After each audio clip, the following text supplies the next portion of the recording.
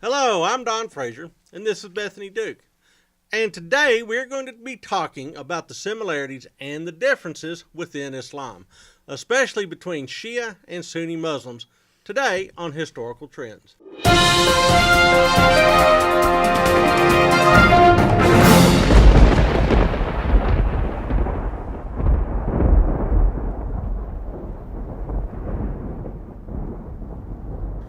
Let's start with definitions. Shia and Sunni are the major two divisions of Islam. Sunnis mostly live across the Arab world, as well as in countries like Turkey, Pakistan, India, Bangladesh, Malaysia, and Indonesia. Shiites mostly live in Iran, Iraq, and Bahrain.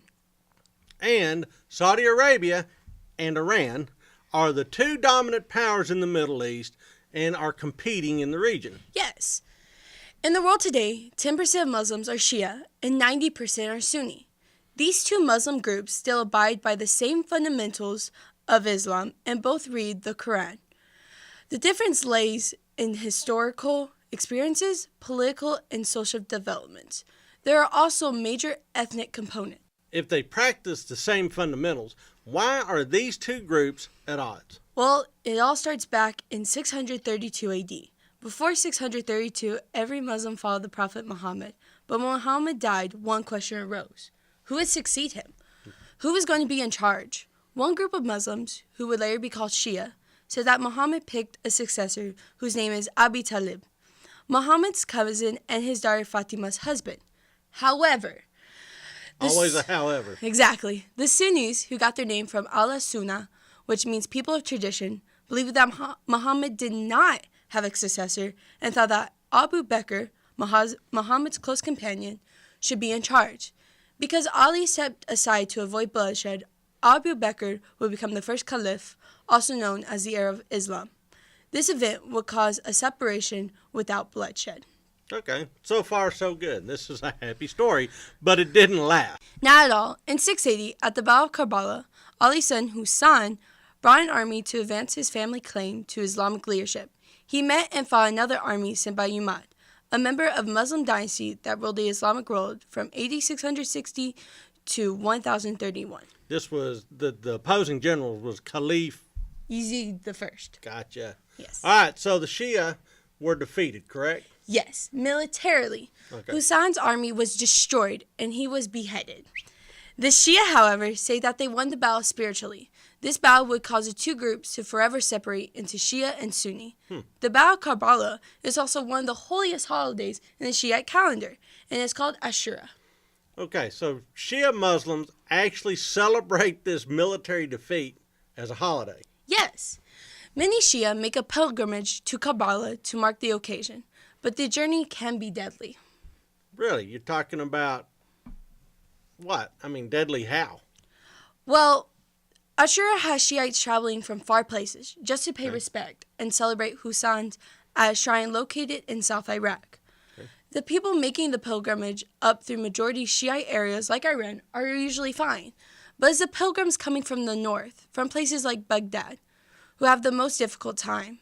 They deal with the hardest route because they travel through areas where al-Qaeda is still active. But Baghdad is close to Karbala. Right, but because there's al-Qaeda fighters there, they deal with suicide bombers. More than 150 people have been killed in the last 5 years from suicide bombers. Wow. And the Shia are a major target for groups like ISIS and al-Qaeda. All right, so it's a dangerous trip. Why make it? For the Shiites, no matter what their journey holds, they must take this trip because it's an important part of their faith to pay their respects and pray for peace. So pray for peace. You go to a battlefield and you pray for peace, all the while risking your life to do so. There's a lot to unpack there. There really is. Okay, let's take a break and talk about this conflict between Shia and Sunni. We'll be right back. Don't skip! Don't skip! Don't skip! Hello, my name is Christopher Bartlett. I'm the studio manager with the McWhinney History Education Group, and you may be used to seeing my name in the end credits, or sometimes you'll see me sitting here as a special guest host. But right now, I'm here to talk to you about an amazing new opportunity. We have created a Patreon. To put it simply, if you enjoy the content on this YouTube channel, then you can head on over to Patreon, donate money to us, and become a patron. And through your donations, more content will be made. Basically, it breaks down like this. With $10, you will receive a short thank you video from Dr. Frazier and Dr. Fabrizio. With $25, you will be able to take part in a patron-only poll. With $50, you will get swag. These items include a choice between 2 prints of paintings and signed copies of Dr. Frazier's books, Blood on the Bayou and Thunder Across the Swamp. With $75, you will receive exclusive videos that will not be available anywhere else, not on YouTube and not on SoundCloud. These videos will be just for you, the patrons. With $100, your name will appear in the credits. See that right there? That's where your name can be. Finally, for $500, we will send you a signed collector's edition of Phil Collins' book, The Alamo and Beyond. Yes, it is signed by Phil Collins himself. And remember, for all the higher donations you do, you also get the stuff from the lower ones as well. So it's pretty cool. And when we reach our goal of $5,000, Dr. Frazier and Dr. Fabrizio will give you their own personal ranking of the presidents from worst to best. Coming from the perspective of a historian like Dr. Frazier and a political science expert like Dr. Fabrizio, you really don't want to miss their ranking and why they put them in that order. If you enjoy this content and want to see more, if you believe in our mission of making history accessible to everyone, then head on over to our Patreon and donate as much money as you're willing to give. You'll help us continue what we're doing, and you'll get amazing gifts as our way of saying thank you. Now we return to your regularly scheduled programming.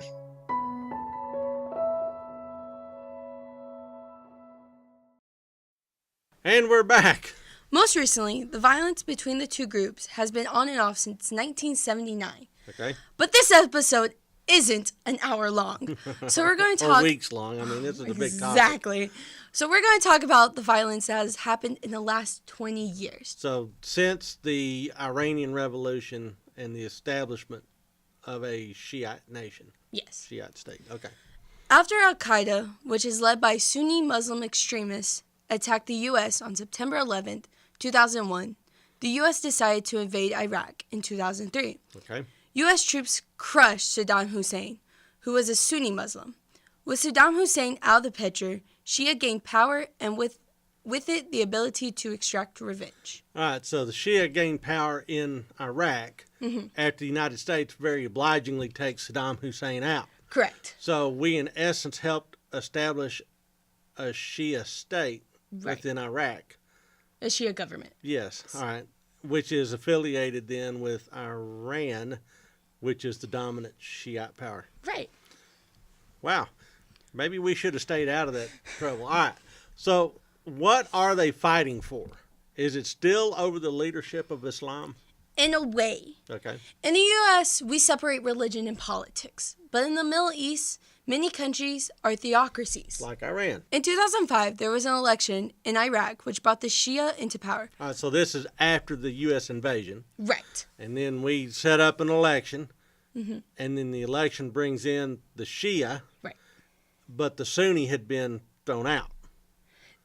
The government had. Yeah, the government had. The people were still the there. The polarity of the government has changed. Yes. Okay, And it changed with Prime Minister al-Maliki, that's it.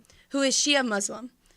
He was supposed to end tension and build a bridge to bring Shia and Sunni together. Okay. Especially after all the people fighting and stuff like that. The insurgency and all the other stuff. Exactly. Yeah, terrible episode. But many people say he made matters worse, sparking a Muslim civil war in Iraq. In Yemen and Syria, Shia are in control.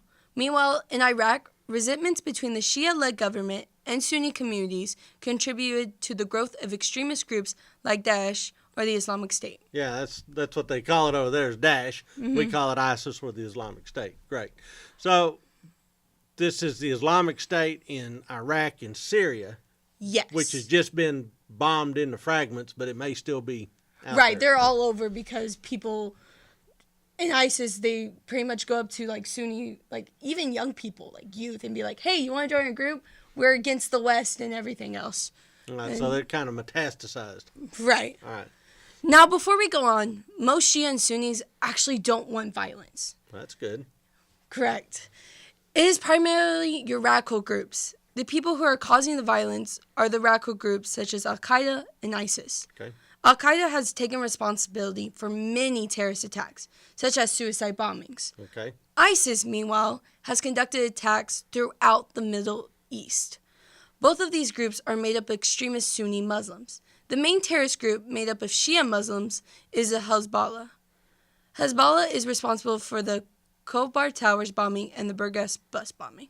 Okay, so I'm a little older than you. I don't know if you've noticed that. But we've been hearing these names in the news since, I don't know, forever. Mm-hmm. Certainly since 1979. There's always that, 1979 date. And so Hezbollah has been the main agitator against Israel. Mm-hmm. And also, bombed the Marine barracks in Beirut during the Reagan administration, and has done other things. Mm-hmm. Al-Qaeda are the folks that brought us 9/11. Right. Okay. So that's Osama bin Laden, the late Osama bin Laden's group. And then ISIS is yet another manifestation where they're trying to establish a nation state. Right. So terrorist actions to try to build a new, Muslim empire, all right, centered in Syria and Iraq. All right, I'm getting all this sorted out. All of this involved killing lots of Americans as well, but I mean, they're killing a lot more of their own countrymen, but Americans are getting ground up in this mess too. Right. Okay. Because we still have people over there because of the embassy and also people traveling over there. Americans have gotten into the crossfires. Okay. And people would love for the U.S. to intervene in the Middle East in order to try and sway the balance of power towards their cause. But both groups have to deal with another group called Wahhabism. Wait, so now we've got a third axis on this. Yes. So explain Wahhabism. Wahhabism is a group who follows the religious movement founded by Muhammad al-Wahhab. This group wants to go back to Abu Bakr, started as the first caliph. This group is mainly found in south-central Saudi Arabia, but its influence spans the Arab world. All right, so these guys are uber fundamentalists. They're like Muslim reenactors. They want to go way back in time to establish a very simple form of Islam that's circa 600 AD. Right. Okay, so why do Shia and Sunni Muslims not like the Wahhabis? Well, this group is known to kill not only non-Muslims, but Muslims as well. The ones that don't agree with them, I assume. Correct. They have been known to kill homosexuals by burning them, stoning them to death, or throwing them off tall buildings. That's straight 600 AD. Okay. If a woman is not following the Islamic dress code, they should be beaten. And if any child over 10 is not praying at the designated time, they should be hit. Okay, so this is an attempt to reestablish religious discipline. Right. Of a much different age, on an age that is now influenced by, say, Western liberal thought and things like that. Mm-hmm. So there's a bit of a conflict. Yes, there is a conflict. So an extreme form of Islam and remarkable fundamentalism. Okay, so we've set up the fact that Shia and Sunni are in conflict, but let's take a quick break, and we're going to leave Wahhabism aside. Yes. We just introduced it so that people know what that's about. But we're going to take a quick break and come back, and we have a special treat for our viewers. Mm-hmm. Yeah, don't take my word for it. Take his. All right, we'll be right back.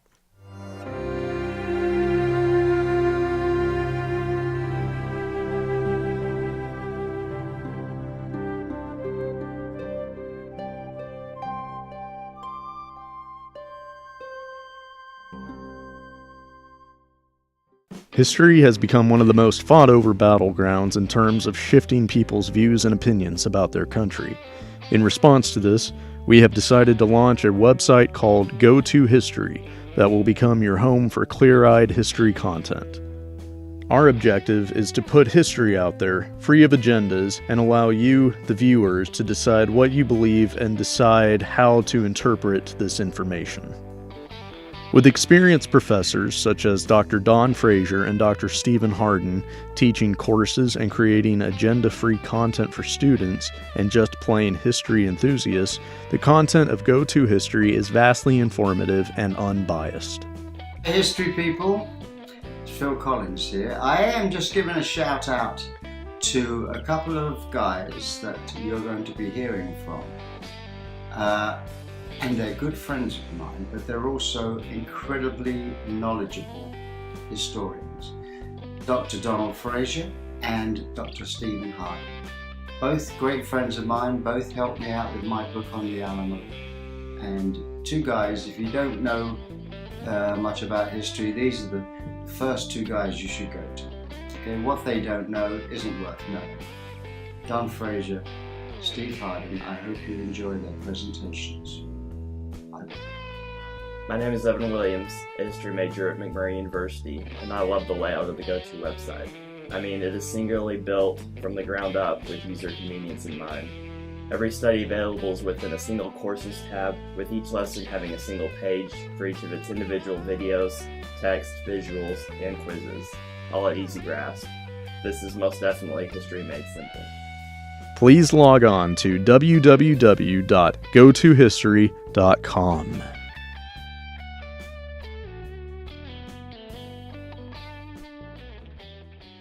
Welcome back to Historical Trends. Here with me is Sal. Sal is a student here at McMurray University. Glad you could be here today. Thank you. First question, are you Shia or Sunni? Shia? What are some things that you do that Sunni don't do? The main difference between us and Sunnah is that Shia believe in Al-Quran and Muhammad's family, which is Ali ibn Abi Talib, and Sunnah believe in Al-Quran and his friends, which is Abu Bakr al-Khalifa and the ones that comes after him. What are the similarities when it comes to worship and what y'all believe in? We do pretty much the same things. I mean, our prayers, the Al-Hajj, Asiyam, that's all pretty much the same. There's no differences. The only, small difference I would say is when it comes to Al-Hajj and As-Salah. When it comes to Salah, Shia do not put their hands like this, but Sunnah do with their hand when they come to praying. In Al-Hajj, there is some, I would say, when it comes to At-Tawaf, going around Al-Kaaba, there is, Shia do more Tawaf in order to fulfill another purpose, but Sunnah doesn't. And when do y'all have worship or? The prayer times, that which mean it's 5 times a day. There's in the morning, the early morning, and there is 2 around the afternoon and 2 around the evening. Now, when it comes to Sunnah, they do believe that all the 5 are separated, but Shia do 1 prayer in the morning, 2 prayers in the afternoon, and 2 in the evening. For Sunnah, it's 1 in the morning, 1 in the afternoon, and 1 around evening between 2:30. And then they also have 1 around 5. I would say that's the most at night. Then there's 1 around 7, 8. Okay. Now, the 5 pillars of Islam. Can you tell us more about the Hajj? And have you ever made the trip to Mecca? I've been to Mecca once in my life, and it was during Hajj time, but I did not go there for Hajj. I went there as someone to help people get it through their journey. And I mean, it's one of the biggest ceremony that Islam has, where people go and you see millions of people gathering in there, doing the manasik al-Hajj, and they do it every year. How old were you when you went to Mecca? I believe it was was 5 to 6 years ago, so I was around 17 to 18. Was it a good trip? It was a good trip. I enjoyed it. It was pretty much awesome. I mean, I can't complain about it. Though it was difficult because it's just so many people. When you walk in the streets, sometimes you don't even know where you put your steps. Oh. How many people would you say go to make this pilgrimage? I cannot actually say, but I can tell you it's millions of people, as the news usually states, but it's like Mecca has no place for people to step. their feasts on once the al-Hajj started. So why do people go to, like, what's Mecca so important for to make it there? Mecca is believed to be, if I'm to put this in word, Mecca is believed to be the home of God, is which God put it in there. For people to go there, people go there because they think they have to go and praise God in His own place. Even though we believe that God is everywhere, we believe He put this place specifically for people to go and make the journey. And Quran stated that people has to go there as part of the 5 major things you have to do as an Islamic person. What else is important about Mecca? Okay, so there is one more thing important about Mecca, and it is for Shia more than it's for Sunnah. Shia, or Ali ibn Abi Talib, was born in al-Kaaba, which is in Mecca, and Shia specifically go there to praise God and also to show their respect to him while they're showing respect to Ali ibn Abi Talib, who was born in there. Where Sunnah believe that he did not, or he wasn't born in there. So what they do is try to say that he wasn't and cover the story when Shia tried to get it out to the public.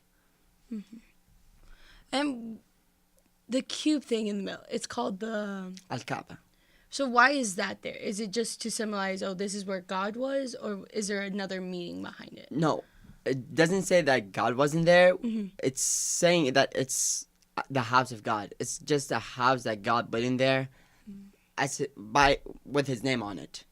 Okay. So God has never been there, and it does not state by any way that it's God just was a house there. of God. Yeah, it's just a house of God. God put it there so people go pray there and make the journey to show that they do love God and respect God, I would say.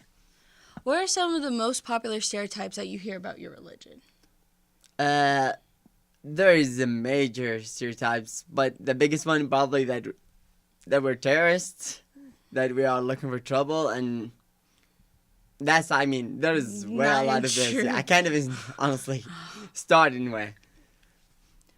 And do you think people do that because of all the terrorist attacks that have happened? They just want to blame everyone who is Muslim, that they're all terrorists? Or That's one of the biggest reasons. Another reason is the social media, where they fake stuff or they show stuff in a way that make Muslims look bad. Mm-hmm. But it's pretty much has nothing to do with Muslims. When people from Middle Eastern do something and they use the name of Islam, it doesn't mean it is Islamic thing. Because in Islam, we don't believe in blood, we don't believe in killing, and we pretty much believe in peace and everything that other religions believe in. And you're from Saudi Arabia, yes. Right? Being Shia and living there, how is it, like, compared to maybe living in Iraq, where mostly Shia are? You're living in an area where you have Wahhabism and Sunni. Like, how is... I would say it's a little bit difficult because you have to deal with a major thing where the government's from Sunnah, and some people even call you as a terrorist even when you're back there because they say you were sent by Iran or something since you're Shia, which sometimes pretty much painful, but at some point you just get used to it and let them be. Has anything happened to you because you are Shia in Saudi Arabia? I can't recall that, but I have had an incident back in Al-Madinah when I was dragged to one of the rooms because I refused to make the prayer at the specific time. And it was pretty funny because there was 5 of us, and one of them is also my older brother. If there's one thing that you hope people take away from this video, what would it be? It would be about the stereotypes that people believe in that Islam has, or like they're terrorists or all these other stuff. And I would love if people try to understand more about Islam than just judge by what they hear. Because sometimes when you hear from someone themselves, you understand way more than you think you know. So, well, thank you so much for being here. You're awesome and you're great. And we'll be back. Thank you so much.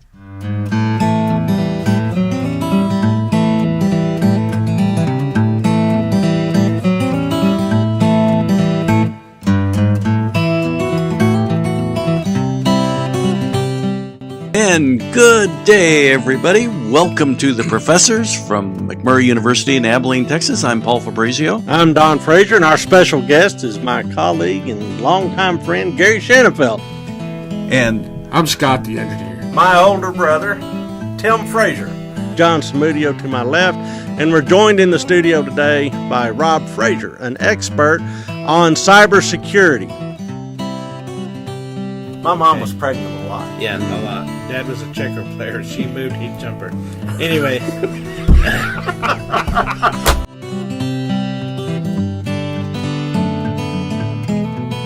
The University of California, Berkeley, which, as we all know, has a much better graduate program in history than they do a football team. you're still smarting over that, aren't you? Well, I wear my Cal Berkeley sweatshirt here, and the students all kind of think, why are you doing that? I said, well, because they've got a great graduate program. But Yes. they don't realize that. And we're back, and I'm clearly not Sal.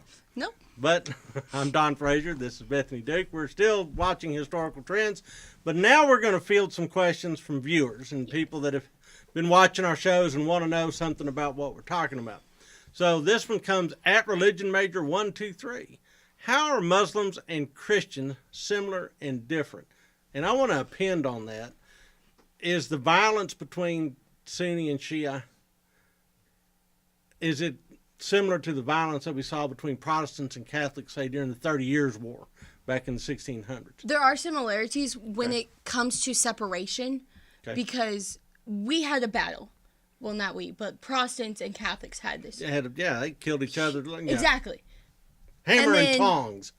And then at Karbala, you had that fight, which ended in bloodshed between Shia and Sunni. So there's bloodshed on both halves. Sure. But the difference between the two is that those groups still have conflict. Yeah, we still kind of have conflicts, Protestant and Catholic, but it doesn't manifest itself. It's not like I'm going to go to a Catholic's house and kill them because they're Catholic. That, something like that happened in Ireland. Right. And so what I saw in Ireland was that Catholicism became an extension of nationalism. Mm-hmm. So if you wanted an Irish independent republic, then you had to be Catholic. You couldn't be, an Anglican saying, yeah, I'm all for the Republic of Ireland, because it wouldn't last very long. But now that Ireland has its own republic, that distinction in the Republic of Ireland is not as strong. Right. Still very strong in Northern Ireland, because they believe that to be a province that's artificially separated from the rest of the island. So there is Protestant Catholic violence, just not as widespread. There's 1.5 billion Muslims. And there's 2.2 billion Christians. Yeah, and so we focus in on this violence in the Islamic world, but the Islamic world goes all the way from the Philippines to the Middle East, North Africa. It's a global religion. Right. But there seems to be a big concentration of this violence right now in the Middle East. Right. So is this really Sunni Shia, or is this Iran, Saudi Arabia? It's mostly Sunni Shia. Well, that's the distinctions. Right. But are they glomming on to those religious distinctions as an expression of their nationalism or their attempt to establish some sort of political hegemony in that region? The extremist groups, they're like that. Okay. They're like, we want to go back to where it was only Sunni, or we want to be back in charge. So that's pure religion motivated. Right. Okay. And they want, like Wahhabi, they want to go back when Abu Bakr was in charge. You bet. Go back to where this is how we do it. No other way is right. Yeah, correct. And now because we have everything that's going on in the world where it comes to homosexual, women having more rights, children. Which are all concepts that are fostered by the Western liberal tradition. And because of that, a lot of people who are very conservative with the religion are like, you can't do that. This is wrong. What are you doing? And here's why we don't like these people. And have gone so far to including the United kill them. States. Yeah, okay. And when it comes to differences between Muslims and Christians, there are some similarities. With every religion, there's similarities. Muslims believe in Jesus. They just don't believe he's the Son of God. Okay. Christians believe God is 3 in 1 and that Jesus is the Son of God. That's Trinitarianism. Right. Muslims don't want to think of God in 3 persons. Okay. Well, in fact, they consider that idolatry. Exactly. Okay. And there's other differences on like what we call God. Or polytheism, actually, instead of idolatry. But yeah. So Muslims call God Ali, God. And Jewish people call God Yahweh. Okay. And the only reason that's different, people sometimes think they're talking about different gods. Sure. In reality, it's not true.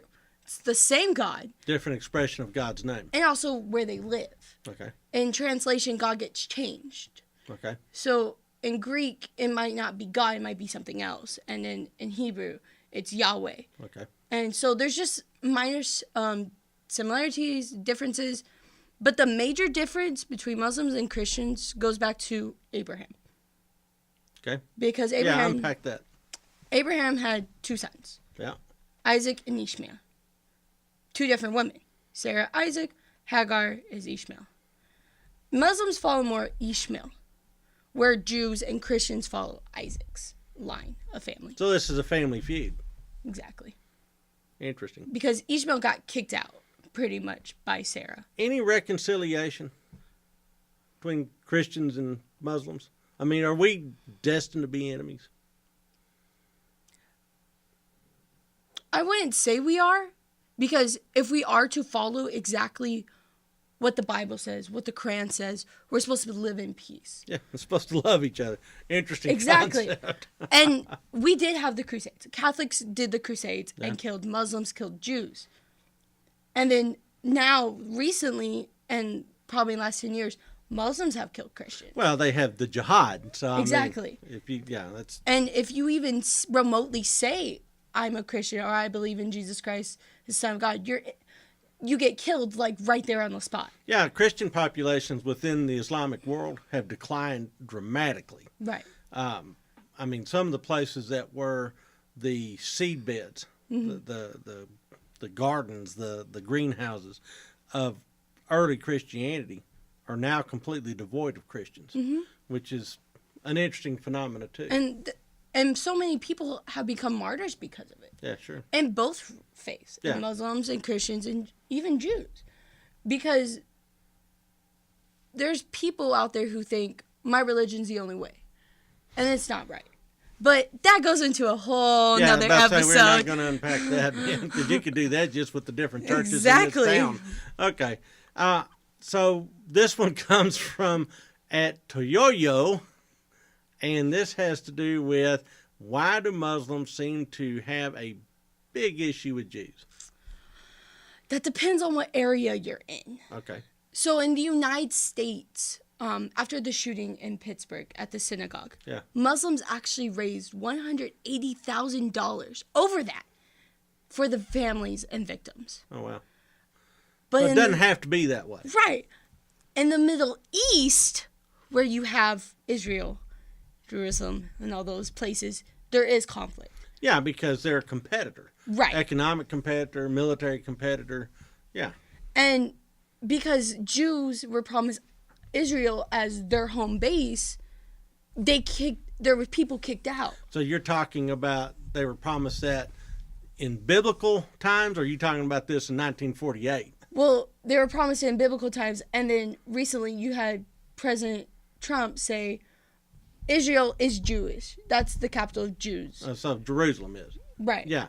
So And that's the big fight. So you're talking is about the modern Jerusalem. state of Israel, not the Deuteronomy state of No, Israel. not Okay. not the biblical, the now today. And so when you're promised something and you go there and it's not everyone's Jewish or not everyone is who they're supposed to be in your eyes, you kick people out. Well, there's non-Jews that live Right. in Israel, but there were populations that were displaced with the creation of Israel. Right. And so you have like Shia Muslims who live near that area Yeah. who are like, this is my land. What are you doing? Yeah. And they're like, no, we were promised this. So it becomes this whole argument. And So it's really about politics, not about religion. there's more, it's mostly politics in the Middle East. But in this Not case, really. religion is politics. Okay. Because you have theocracies over there. Well, and again, it's that religion equals nationalism. All right. So this one comes to us from Joey Rose 99. So what effect did the Iranian Revolution, I've brought that up several times, have on this whole Shia-Sunni split? One of the major outcomes of the revolution in 1979. Well, first of all, let's talk about what the revolution was. So it's essentially an overthrow of a secular government that is being protected and set up by the United States as an extension of the Cold War between the United States and the Soviet Union. So we set up this puppet state that's on the southern Soviet border because it's nice to have friends on your enemy's front lawn. But then the Cold War starts to take different turns, and next thing you know, our puppet regime, which is what it was in Iran, is overthrown and is replaced by a Shia Islamic theocracy. Okay, so that's the revolution we're talking about. Right. Okay. They overthrew the monarchy, basically. And that was the major outcome. Because the monarchy's gone, and now you have theocracy coming in. Okay. And this is where your main problems with religion and politics come into play with the Middle East. Okay, so that starts to set up Shia against Sunni because, again, religion is an expression of nationalism. Right. Okay.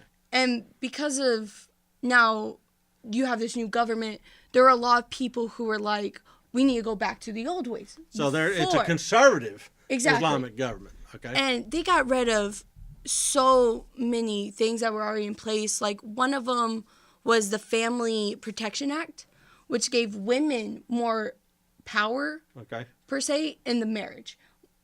And so now they've gone back, rolled that back. They're like, women don't need rights, in a sense. What about things like popular culture, music, movies, things like that? They wanted their stuff. Okay. So They all did that not Western want- stuff yeah, is Western- bad. Will and Grace it out. probably would not play No. well in Iran. No, it wouldn't. Okay. And so they wanted to go back to their ways. They wanted to go back to more conservative, more we're following our way.